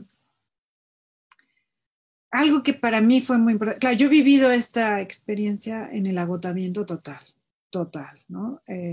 Desde que inició el confinamiento, pues hacerme cargo del cuidado, de la educación de mis mellizos, ¿no? Y aparte seguir con mi trabajo, no, investigación ya ni tantito, pero mis clases y mis tesistas, o sea, voy siempre tarde, entrego todo tarde, con pues sí, un sentido no de culpa, porque pues no siento culpa, pero sí, o sea, sí que no estoy cumpliendo con las actividades a las que estoy comprometida por mi trabajo, ¿no? Con un ambiente de trabajo donde me aguantan, porque pues es un ambiente la mayoría feminizado, donde sí me alivian de tareas, donde se entiende que en este momento hay que darle las tareas de cuidado, digo, las tareas que no son esenciales en el trabajo a gente que no está cumpliendo labores de cuidado, porque la gente que está cumpliendo labores de cuidado pues está completamente rebasada. Pero sí, yo solo puedo trabajar o en las madrugadas o en las noches y es complicadísimo, ¿no? Entonces vivo permanentemente cansada, exhausta. Pero cuando yo entendí, parece una verdad, perogrullo, pero cuando yo entendí que lo que me pasaba a mí no solo me pasaba a mí, no era mi problema individual, no era mi bronca, no era ver cómo me las arreglaba yo ahora sin empleada doméstica, sin guardería, sin escuela, no, sino que es un problema social, colectivo, y que es un problema social y que como problema social debe ser visto y atendido. me sentí un poco mejor, ¿no? Al menos cobré conciencia de que no era mi bronca. Pero es que justamente, o sea, la desaparición de políticas públicas que tengan una sensibilidad hacia lo que está ocurriendo al interior de las casas, hace que una se cargue, que al interior de cada familia se carguen las responsabilidades. Y con eso viene la irritabilidad y los reclamos a la pareja que no colabora de la misma manera. Y se hacen cosas pues muy feas, ¿no? Al interior de cada hogar. Entonces, entender lo que estamos viendo como un problema social y que el tema del cuidado es algo que tiene que ser asumido como un problema social y no como una responsabilidad de que rásqueselas cada quien como pueda y con lo que tenga. Y empezar a acercarnos a discusiones que hay, que yo casi no he escuchado en México, pero en España sí hay, sobre esto, sobre el cuidado como una dimensión colectiva, social y estatal, ¿no? En lo que el Estado tiene que intervenir. Puede darnos como una ventanita al menos para empezar a pensar las cosas de otra manera, aunque no estemos en una situación en que haya una política favorable para pensar las cosas de otra manera.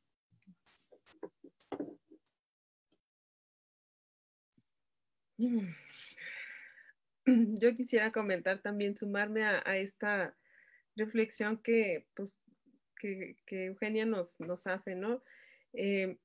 Yo me parece que las estrategias a las que hemos recurrido han sido muy diversas, ¿no? Muchas de ellas respondiendo a necesidades muy inmediatas y muy individuales o familiares. Creo que el confinamiento también lo que hace es justo desarticular este sujeto colectivo y por eso es que nos surge, ¿no?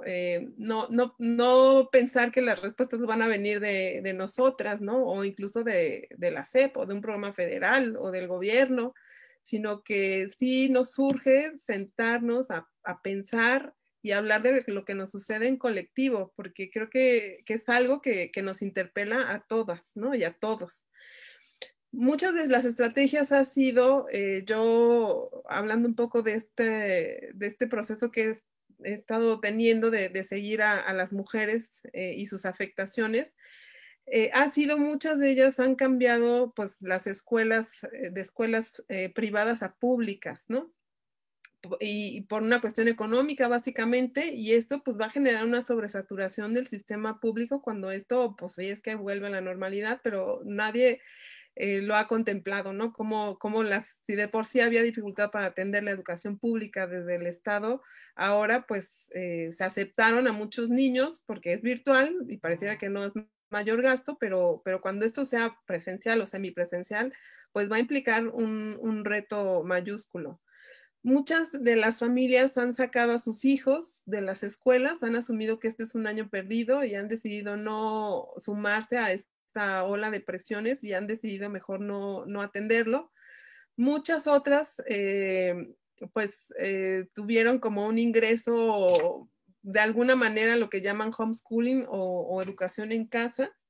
Muchas otras hemos hecho proyectos burbuja. Yo me sumo a esta iniciativa que se pudo lograr, que es justo la escolarización presencial de grupos pequeños, que bueno, no es exclusiva de México, ya en otros países del mundo lo han hecho y es una manera un poco de transitar esto sin que se pierda la parte de socialización del aprendizaje, que es fundamental, reconociendo que el aprendizaje pues es un proceso colectivo, ¿no? También.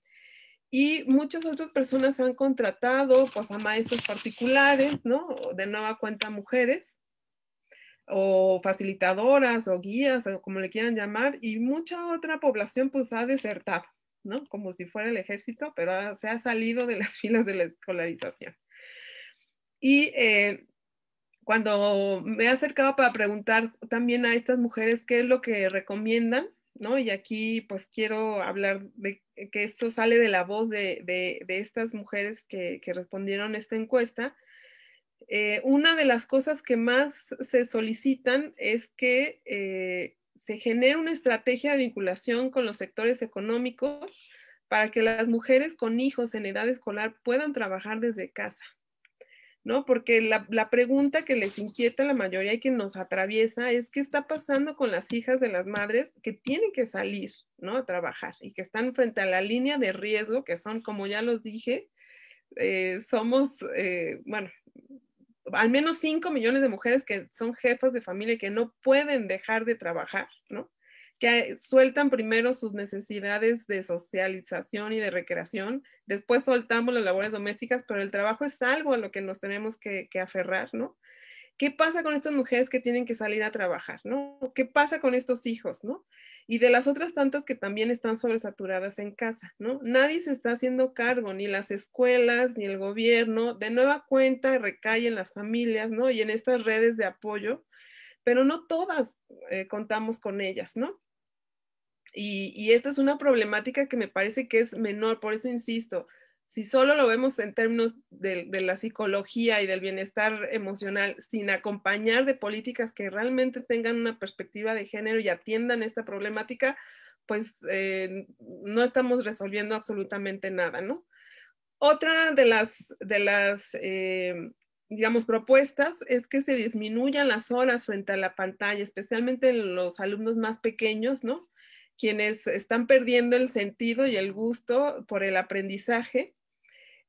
También se solicita una mayor flexibilidad en los tiempos de entrega y una libertad de horarios en la conexión. Coincido con lo que ya mencionó Julieta, que las mujeres señalan que las escuelas sobre todo usan las plataformas, después las videollamadas sincrónicas y al final la televisión. Se invirtieron 450 millones de pesos en una estrategia que no está siendo ni siquiera utilizada ni aprovechada lo suficiente, ¿no? Y además, pues, digamos, las familias se suman a un estrés porque no hay una posibilidad de organizarse en tiempos, ni espacios, ni en ritmos dentro de casa, ¿no? Sino que se tiene que cumplir y esto, pues, suma a la presión, ¿no? También, por ejemplo, se proponen que los contenidos se adapten más a la vida cotidiana y a la situación de pandemia, que ya lo mencionaron también mis compañeras, ¿no? Que se disminuya la carga de materias, ¿no? Solo se tenga conciencia de que se atienda lo indispensable, lo mínimo, que se refuercen conocimientos y que sobre eso se enfoquen las escuelas. También solicitan, por ejemplo, un programa de apoyo económico para la adquisición de equipo de cómputo o un servicio sumamente económico de Internet para garantizar esta obligatoriedad de la educación, ¿no? Y de alguna manera también solicitan el retorno paulatino o incluso esta reunión en grupos pequeños, ¿no? Que ya le hemos llamado de diferentes maneras, donde se den clases presenciales a grupos de niños, en donde las medidas sanitarias no se, digamos, no se interrumpan, se resguarden, pero donde sí los niños puedan tomar clases de manera presencial. Y finalmente, pues una de las propuestas es que se atienda a una mayor creatividad docente para la enseñanza virtual, ¿no? Con lo que esto implique. Muchas madres de familia señalan que, por ejemplo, ¿no? Comparan mucho el gusto que los hijos tienen por el videojuego, porque esto además los ha convertido en, les ha activado el chip de la dependencia tecnológica con mayor fuerza. Y los niños cada vez quieren ver la pantalla y quieren estar en la computadora, pero no quieren aprender en eso, o sea, quieren estar ahí por actividades recreativas o lúdicas, ¿no? Y los videojuegos generan un proceso ahí de conexión muy fuerte y de enajenación, podría decirlo, pero ¿por qué la escuela no? O sea, ¿por qué este medio que es tan atractivo para la población infantil no logra digamos, la conexión con el aprendizaje pedagógico, ¿no? Y eso pues es una inquietud y una pregunta que queda en el aire. Seguramente en el país hay una gran cantidad de docentes especialistas en el uso de las TIC que pueden pues abonar a esto, ¿no? Pero insisto, digamos, ya para concluir de mi parte, pues que se requiere justo de pensarlo de manera colectiva, ¿no?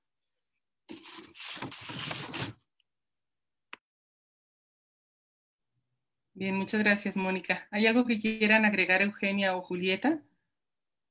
Yo, para cerrar, o vamos a tener una ronda de cierre. ¿O ya cerramos?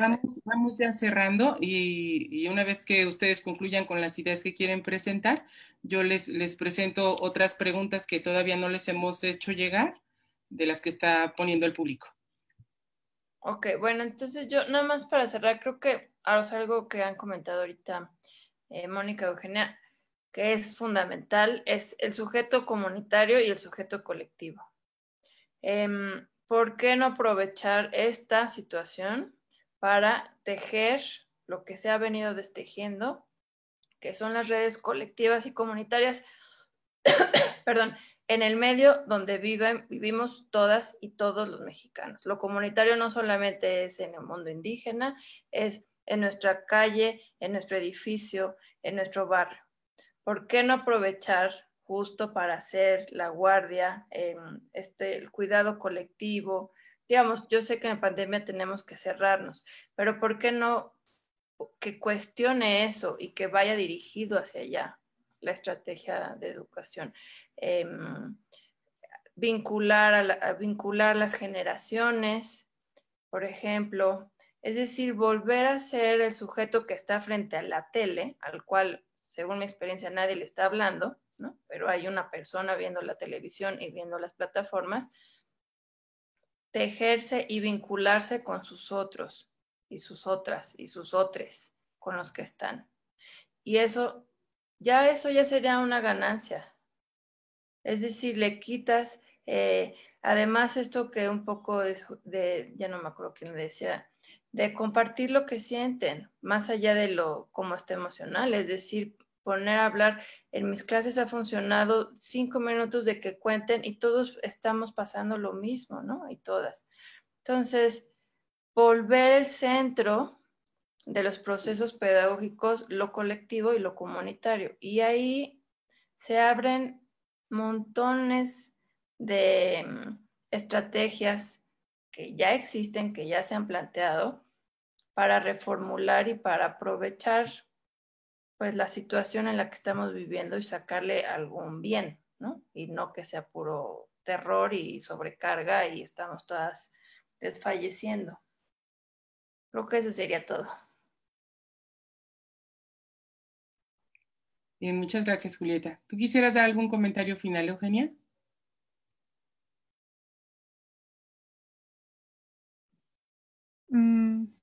Pues no, realmente no. Creo que esto último que dijo Julieta es muy interesante. Sí, pues las redes sociales sirven para ello. O sea, yo lo que veo en mi barrio, el Facebook de mi barrio, es gente que busca una educadora, una cuidadora en el barrio, alguien que no tenga que trasladarse, ese tipo de cosas creo que, o gente quién prepara esto, quién me trae esto, quién hace un disfraz de Halloween, creo que esas cosas sí que valen mucho la pena y que sí son cosas que se han fomentado en pandemia. Creo que, bueno, para retomar con lo que empecé, como que el desplazamiento del Estado deja una cantidad de oportunidades para los sujetos organizados de distintas maneras, ¿no? Para asumir parte del control de los procesos educativos y de crianza, pero que eso se tiene que hacer justo de una manera más colectiva y no tan individual. A mí me llama mucho la atención las imágenes, los esquemas que había de cómo eran las aulas virtuales antes de la pandemia, donde se veía una computadora al centro y un círculo de estudiantes todos haciendo lo mismo alrededor, representaciones esquemáticas, ¿no? Y durante la pandemia, un aula virtual es un estudiante en total aislamiento, ¿no? Un profe, quién sabe dónde. Las representaciones del aprendizaje son de aislamiento, ¿no? Entonces, sí me importa recuperar esto que dice Julieta de, pues, buscar la manera de reinsertar lo colectivo, lo comunitario en nuestras vidas. Bien, muchas gracias. Pues creo que tengo 3 preguntas aquí en lista y creo que justo acaban de dar respuesta a una de ellas, ¿no? Que es, ¿qué podemos aprender de esta experiencia para mejorar el sistema educativo? Y creo que tienen toda la razón, ¿no? Yo también me sumo a esta respuesta de recuperar esos sujetos comunitarios y colectivos y activar otra vez las colectividades y los procesos comunitarios, ¿no? Las otras dos preguntas son las siguientes. ¿El énfasis en la divulgación de la ciencia mediante las TICs puede ser un factor de mejora? Y una más es si tienen algunos datos o estimaciones sobre el porcentaje de estudiantes que están siendo acompañados por sus padres mientras ven la televisión, ¿no? O sea, que no son niños o niñas que están interactuando con la televisión solos, sino que están ahí algún miembro de su familia. Y bueno, están recibiendo muchas felicitaciones, las están saludando también, hay aquí varios de sus colegas que les están dejando saludos y felicitaciones. Y pues bueno, les dejo para que puedan dar respuestas si tienen algo que comentar a estas preguntas.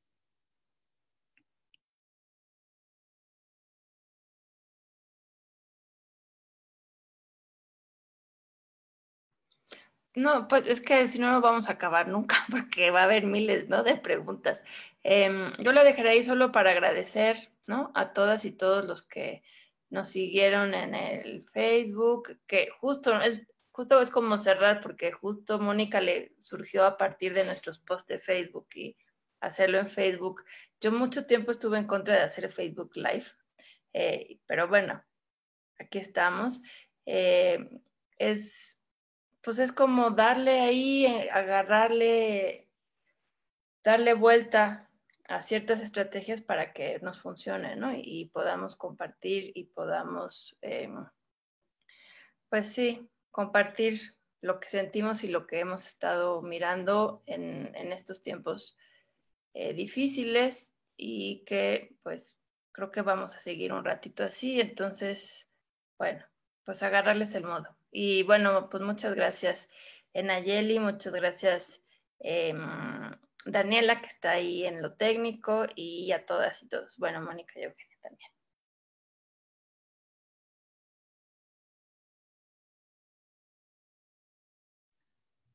Bueno, pues si no hay nada más para contestar la de la pregunta sobre la divulgación de la ciencia, pues creo que sí, creo que tenemos que echarle, pues ahí otra vez, o los padres, madres o los maestros, explorar un montón de materiales que sí hay de divulgación de la ciencia, pero bueno, esta área nuestra o de los maestros, y que hay mucho en México. No sé, está el blog de Antonio Lascano para todos los temas de evolución, de biología, del origen de la vida. Claro que sí, todo lo que se pueda, o sea, hay que echar mano de esas cosas, porque pues ya vimos que los contenidos de Aprende en Casa son muy deficientes, ¿no? Entonces, pues ahí a echar mano de la creatividad, de un montón de cosas que sí existen. A mí me impresionaba de Aprende en Casa, uno, la variedad de cosas que encontraban, de videos que ya existían, de otras partes del mundo, de buena calidad. Un tip, por ejemplo, para las mamás con hijos chicos en edad preescolar es suscribirse al canal, las que puedan, el canal educativo de la BBC, CBeebies. Viene con Amazon Prime, por ejemplo. Cuesta 99 pesos al mes, si lo quiere. Cosas por el estilo. Este tipo de tips, de consejos muy prácticos, pues para eso sirven los grupos de chat de los padres de nuestros hijos o de nuestros colegas. O sea, se vale empezar a usar esas redes para otro tipo de preguntas, como ¿y qué impresora me recomiendan para los trabajos de mis niños? Eso, utilizar esas redes de apoyo para hacer ese tipo de recomendaciones es también muy valioso. Nada más. Y bueno, muchas gracias a Moni por organizar esto, y a Nayeli y a Daniela por hacerlo realidad. Gracias. Gracias a ti, Eugenia. Pues le dejo la palabra a Moni también para ir cerrando. Sí, bueno, un poco para responder las preguntas que nos hacen, coincido, o sea, no voy a ser repetitiva, ahí justo es el momento de sumarnos, ¿no? Desde los científicos, los pedagogos, el sector académico, los padres de familia, los niños, insisto, ¿no? Que también creo que hace mucha falta, pues escuchar su voz. Es momento de sumar, ¿no?, estas y otras voluntades y experiencias y expertise para poder generar proyectos de esta naturaleza, aunque estoy consciente que el tiempo nos ganó, ¿no?, o el tiempo nos llegó de la pandemia, nadie estábamos preparados para esto, pero creo que otra cosa que me interesaría sobre la pregunta sobre si sabemos cuántas mujeres o madres están acompañando, pues obvio, esos son datos que no se han registrado, ¿no? Me parece que por eso es tan necesaria la investigación educativa en estos tiempos, ¿no? Y es algo que en la academia podemos estarnos autogestionando, pero me parece que justo es obligación también de las políticas federales generar estos insumos, ¿no? Que nos permita encauzar una política que reconocemos que es improvisada y que trató de generarse de la mejor manera, pero al reconocer también esta coyuntura y esta parte experimental, pues es necesario hacer cortes periódicos y generar estrategias como de evaluación, por decirlo de alguna manera, y que nos permita ver dónde están los puntos y que podríamos estar mejorando. Entonces, pues por supuesto que esto yo no sé si le interesa al gobierno federal, ¿no? Pero hasta ahorita no se ha hecho, ha sido más bien desde la iniciativa de, pues de docentes, de académicas, de otros sectores, ¿no? Pero urgen proyectos de esta naturaleza. Y bueno, pues nada más sumarme también al agradecimiento por la convocatoria, por la disposición a compartir. Muchas gracias Eugenia, gracias Julieta, Naye, Dani y Rosy por estar aquí con nosotros. Y bueno, esperemos que no sea la última vez que podamos conectarnos para seguir reflexionando sobre esto. Gracias. Pues muchas gracias a ustedes tres por dedicarnos estas horas de la tarde, sabiendo que tienen un montón de cosas encima y que nos han puesto sobre la mesa estas reflexiones tan interesantes y tan pertinentes, ¿no? A mí me dio mucho gusto acompañarlas y pues nada, agradecerles solamente y compartir y sumarme a las felicitaciones de todo el foro. Pues buenas noches para todos y todas. Gracias.